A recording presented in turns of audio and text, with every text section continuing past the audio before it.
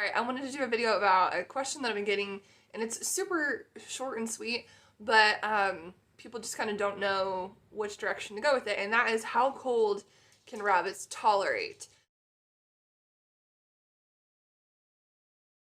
Obviously being outside. So, I'm going to preface this. If you don't like rabbits being raised outside, this isn't the video for you. You leave some nasty comments and we'll ban you from the channel. Just gonna leave it at that, because there's some nasty people out there. And you attack anyone else in the comments and you're gone. Okay? So, that's just done. So, with that said, one's gonna depend on the breed that you raise too.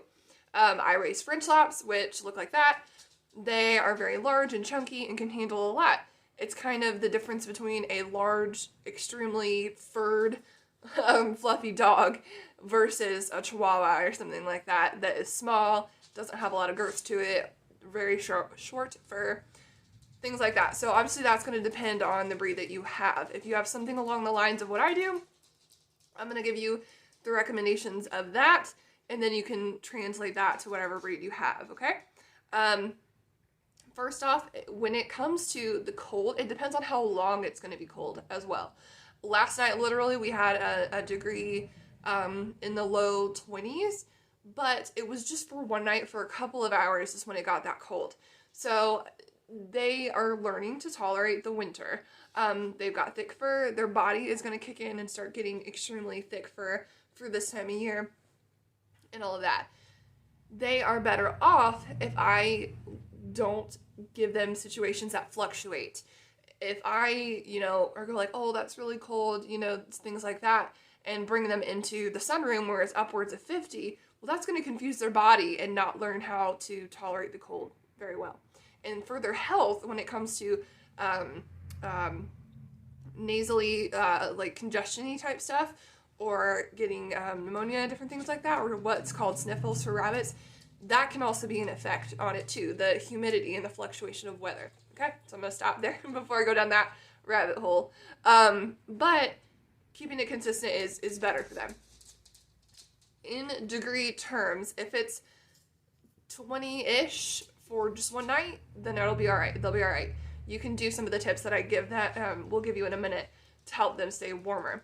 If it's for 3 days or better, consistently, like during the day even too, then you're going to want to consider bringing them in to what we have is a sunroom to where it's not heated, but it's better than them being directly outside. So it gets the daylight, which helps warm it up. And it's typically, when it's in the 20s or less, it's above freezing in there. So that is what helps them survive that, or, just get through without actually bringing them into a heated environment. If you want direct temperatures, numbers, I would say if it gets below 20 and you still have like a very large breed, for more than probably 2 to 3 days consistently, both warm and cold times, I would bring them into a slightly warmer situation. Keep them out of the wind, which is another key thing. So when it comes to the temperature too, you got to keep an eye on the wind chill. If you have them in hutches outside, do what you can to cover around the edges, to keep the wind out of there. The location is another thing. If you have trees, keeping their hutch within those trees is another way to keep that stuff blocked. However, that does come to bite you in the butt in the winter, because those plants and the ground and the overhang of that keeps the cold in, where it keeps them cool in the summer. So if they've got, like if it starts to warm up and the sun comes out, take off those coverings and get that sun in there. I'm going to show you some of the examples later, but it's just some key things that you can give them to help them stay warmer is, for one, having something, like I said, over the front and all 4 sides closed, including the top. But you can save feed bags and start packing those over the top. The one thing I caution you with is rather than packing those, like if you have, like mine, where there's hanging cages, so each cage is separate, but there's like a crack in between each one, you could put something in between there. I would do cardboard versus the feed bags, because those feed bags come in strings. So if you undo them, they'll unravel basically. You do not want the rabbits to ingest that.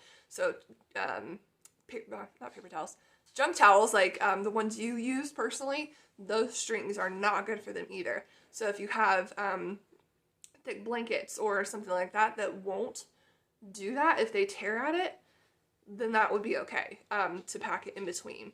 But just watch the things that they could possibly rip off and chew or ingest.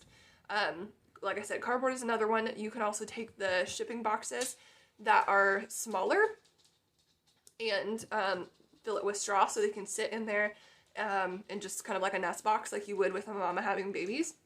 You could also take carpets and lay those over the front, so that's like a nice thick covering there. You could consider, depending on where you live, doing a heat lamp like you have for poultry, like baby chicks. You can do it for when they're older too, but like when you're raising chicks, you would put a heat lamp on them. However, just watch, because you don't want them knocking the bulb off. They are extremely high wattage, so they're 250 watts is the ones that put off a good amount of heat. You don't want the rabbits sitting so close that they scorch their fur. That could also happen. You don't want them to overheat as well, because ideally rabbits are good for consistent living around 50 degrees. Now I know that sounds cold, but if you watch their behavior, they appreciate those temperatures a whole lot better. Then they don't like extra, super hot, and they can tolerate pretty cool too. So even if you feel hot or cold, they're not going to feel quite as bad as you might. Okay, so I'm gonna flip this camera and we're gonna go outside, and I'm gonna show you just some of the examples of how I have the things laying on top of the cages. Right, so the lighting is just absolutely so strong today, but I'm trying to show it. So my hutches are a lean-to style hutch that the cages hang inside. And so all three sides and the top are covered completely with wood. And then the only open side is the front here. And so you can see the tarps hanging on the ends of each one. And so throughout the weather, no matter what it is, those are up once it starts to hit fall. For one, that keeps the water out of them and their food from getting moist and things like that. But when it gets colder, I also will start, if there's carpets that are extra that people have given us, laying those over the top and sometimes down the front if that's necessary. Someone else that I know would get moving blankets. You can get those from Royal King or Tractor Supply or something like that.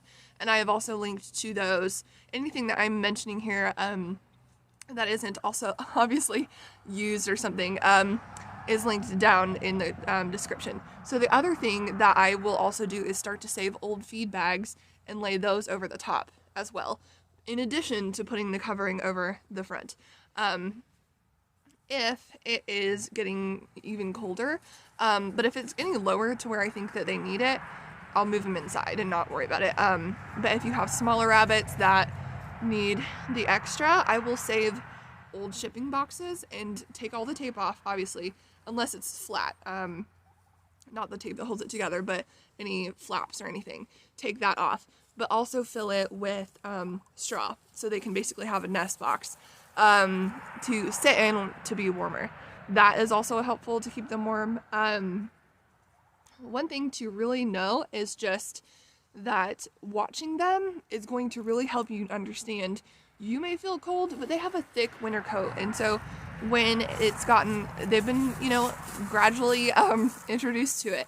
So their fur was like, hey, it's getting winter, we need to get thicker. So if you feel their thick fur, they have a lot more warmth than you might think. So the other thing to do is to learn to watch them, watch their behavior. If they're laying out stretched flat and just like chilling and having a nap, they're fine. You may feel cold, but they don't. So the temperatures that, like I mentioned before, are about where I will start bringing them in, but they are better off staying more consistent versus this in and out kind of thing. Okay?